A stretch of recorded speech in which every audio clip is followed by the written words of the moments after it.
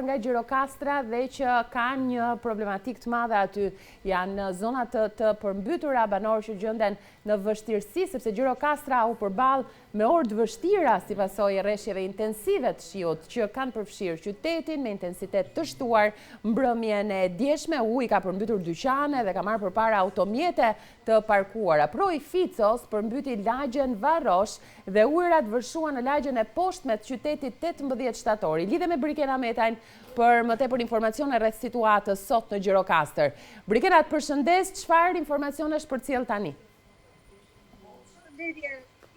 Mund ta përshkruajmë si apokaliptike situatën e djeshme në Gjirokastër, ku brenda jo më shumë se gjysmë ore ujëra të shumta kanë vërshuar nga lagjet e sipërme të qytetit, duke përmbytur të gjithë pjesën e poshtme dhe gjithë zonën muzeale të qytetit.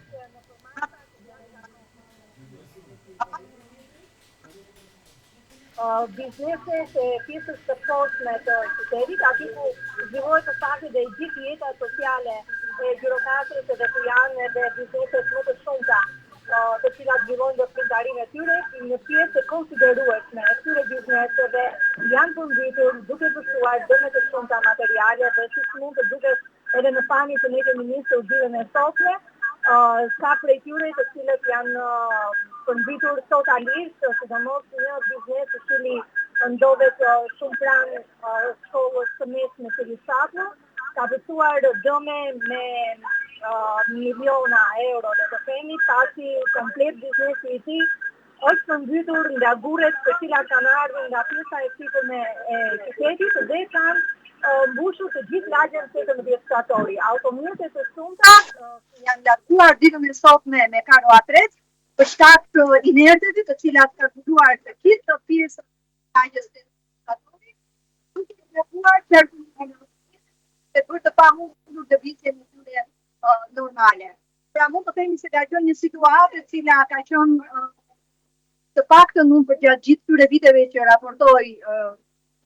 televizion, nuk kemi patur një situatë të këtyre përmasave. Kemi patur përmbytje, por sigurisht që kanë qenë me dëme edhe në biznesi, por kanë vendur brenda kufive të përmbytjeve ujore, por jo flurit të saj ere.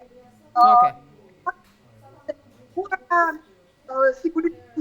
si konsiderojmë pragmatik të zakonshme ndërprerjen e energjisë apo rrëshqitjet e derave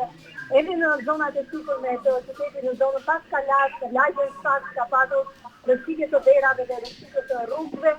bllokime dhe përmbytje dhe bllokime të rrugëve edhe në zonat rurale në fshatin Rrokçat, është e pakalueshme rruga dhe është izoluar, pra përkuajt në disa zona të njësitë administrative Dëndëri, po kështu edhe njësinë administrative Antigones. Liçeni i Virojit ditën e sotme ka mbetur brenda shtradit, pasi ditën e djeshme ka dalë nga shtradit, por fakti që për gjatë mëngjesit të sotëm nuk ka patur rreshje, ka sjellë edhe kullimin e ujërave, por duket se në këtë moment rreshjet kanë nisur sërish dhe që parë do të dëgjojmë edhe parashikimet e meteorologjit, parashikohet që edhe pas ditja e sotme dhe për gjatë gjithë natës të ketë rreshjet të dendur ashtu. Dhe kjo do të risjellë ripërsëritje në situatë të ndryshme ku përronjt e Ficos dhe të Sullos që janë dy përronjt më të mëdhenj që përshojnë në brendësitë të qytetit, kanë dalë nga shtradit duke sjellur përmbytjen e të gjitha lagjeve të qytetit dhe pasoja të cilat ne kemi pasur të evidentuar ditën e sotme. Brikena, faleminderit shumë për informacionet që përcolle për momentin. Ishte Briken Ametajn, nderuar shikues, nga Gjirokastra, zonat problematike aty. Ndërkohë do të kalojmë tani në